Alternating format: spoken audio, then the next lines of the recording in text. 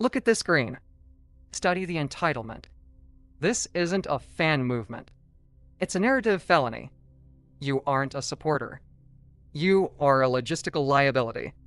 Every time you scream about a series moving to a paid platform, you are announcing your own professional bankruptcy to the entire industry. You are demanding that a multi-million-dollar production house operate on a charity model just because you refuse to understand how a balance sheet works. The floor is the new ceiling, and you're down there digging. You're complaining about accessibility while ignoring the fact that your favorites need to eat.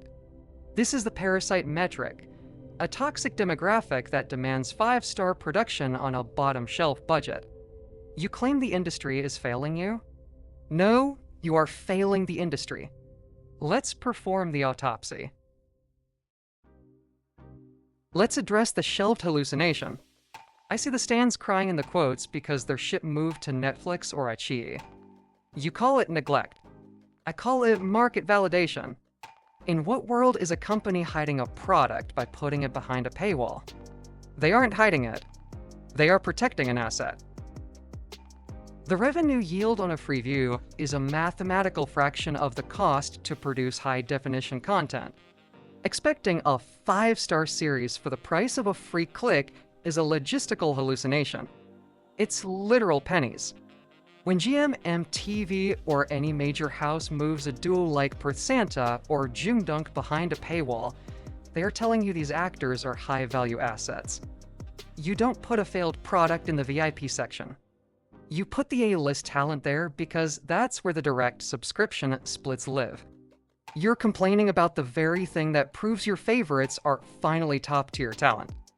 You wanted them to be stars. This is what stardom costs.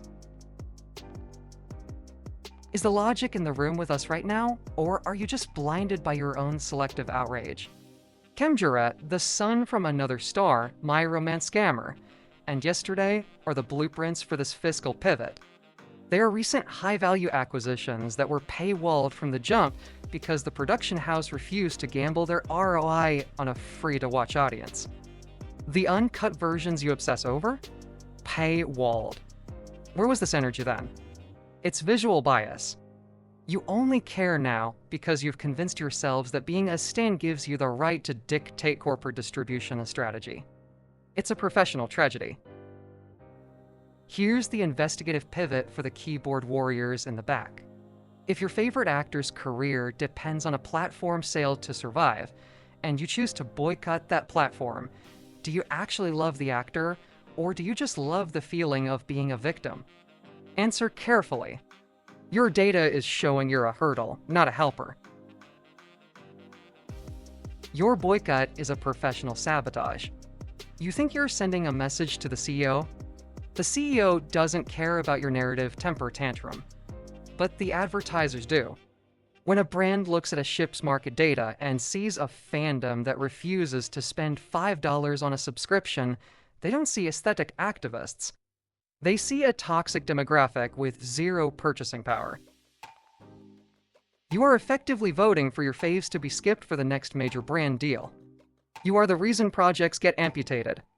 Let's look at the graveyard of pilot trailers that never secured a platform buy. The projects that actually get shelved. When a pilot fails to secure a platform deal, it isn't neglect. It's a failed credit check. The industry looked at the fandom's spending history and decided the project was a market liability. The show didn't die. It was never born because you refused to fund its life support. Why? Because the talent-to-risk ratio became insolvent. If the fans are a market liability, investors pull the plug. They don't want to fund a script that serves a non-contributing demographic. There is a massive difference between affordability and entitlement. If you genuinely can't afford a subscription, the workaround culture exists. We all know how to find a link. But if you spend your energy screaming at a production house for trying to be a profitable business, you aren't a fan. You are an economic obstacle to the very art you claim to support. You want the high gloss lighting, the international fan meets, and the expensive styling, but you want it for the price of a used napkin. That is a logistical hallucination. These platforms, Netflix, WeTV, iQIYI, provide the capital that keeps the industry from collapsing into amateur-grade execution. The autopsy is complete. The results are terminal. The Thai BL industry isn't failing its fans. The fans are strangling the industry with their own delusions. You have a choice. Subscribe to audit the industry logic, or stay in the loop of constant disappointment. Or you can stay in the delusion, keep shouting at the void, and pay the delusion premium as your favorite ships get amputated one by one because they aren't profitable enough to survive your toxicity. Is your refusal to pay the very thing that's killing the industry you claim to love? Stop being a market liability. The archive doesn't care about your excuses. It only cares about the data.